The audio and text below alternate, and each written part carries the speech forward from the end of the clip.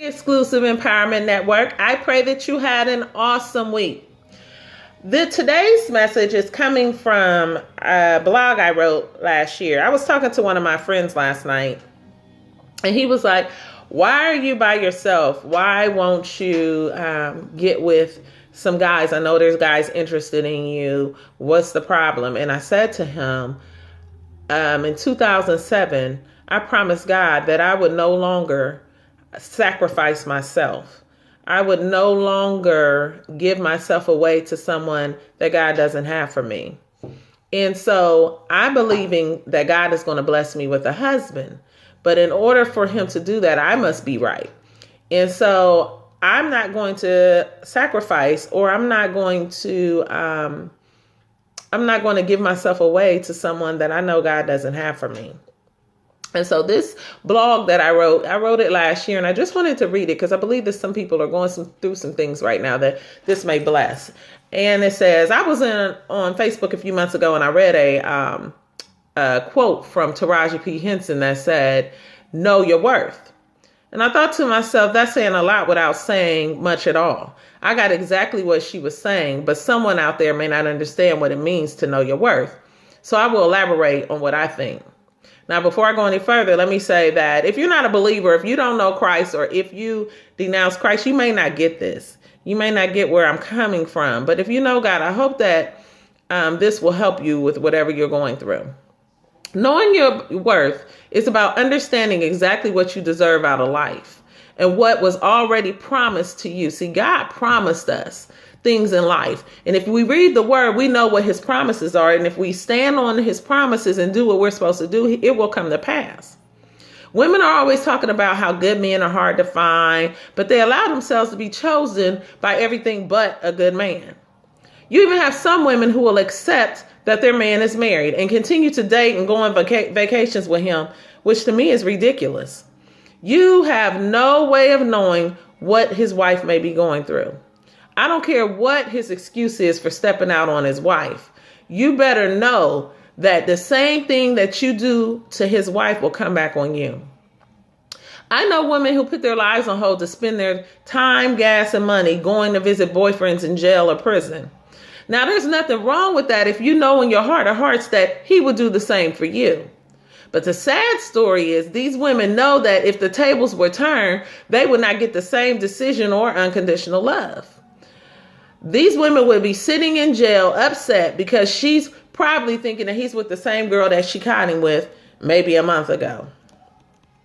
How do you want to be treated? Why is it that all women would have to reach a very low point in their life before she recognizes her worth? She can cry herself to sleep night after night wondering why her man acts the way he does and telling God that she is not going to listen to her man's lies anymore.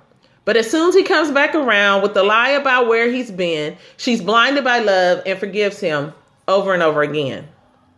A woman will put up with all kinds of baby mama dramas, lies, and other women when it comes to the man she loves. She might complain to her girlfriends over and over again about the awful way he disrespects her. She might even talk to God about him. But when asked the question, why do you stay with a man who treats you so bad and does nothing but what he wants to do when he wants to do it? She will say the same thing. I put up with it because I love him and I have faith in him and I know God will change him. Give God your faith and your love. If you want him to change, you should be treating God the way you treat your so-called man. God is the one who does the changing. You want someone who does not give out empty promises, you better get to praying. Why is it that these women can be quick to believe some of the dumbest stuff that comes from someone who can be weakened? See, God can't be weakened, and he has written his promise down for you. A book full of nothing but what he can and what he will do. So if he's telling you he will do it, it will come to pass. Your man won't come to see you in jail or prison, but you can believe that God will show up if you ask him. Concluding words. God, keep on loving each other as brothers and sisters. Don't forget to show hospitality to strangers. For some of you have done this and have been entertained by angels without realizing it. Remember those in prison as if it were yourself. Remember also those being mistreated as if you felt their pain in your own bodies. Give honor to marriage and remain faithful to one another in marriage. God will surely judge people who are immoral and those who commit adultery. Don't love money. Be satisfied with what you have. God has says, I will never fail you. I will never abandon you. That is an awesome thing. When God says he will never abandon you or fail you, stand on that. Know that God loves you. I love you, but God loves you best. This week we'll be fasting on Wednesday. Join us in fast from the time you wake up until 1 o'clock. Some people say, well, it's not hard for me not to eat. Okay, find something else that you do. Maybe it's the cell phone, Facebook. Find something that you do on a regular basis and give it up and fast. And I want you to fast with a purpose. I want you to fast asking God for direction for the rest of this year, for your life, for you, for your home, and for your children. Okay, I have to go. I have to get ready to sign in to church, but I pray that you have an awesome, awesome week. I love you. God loves you best. Be encouraged, my brothers and sisters. Goodbye.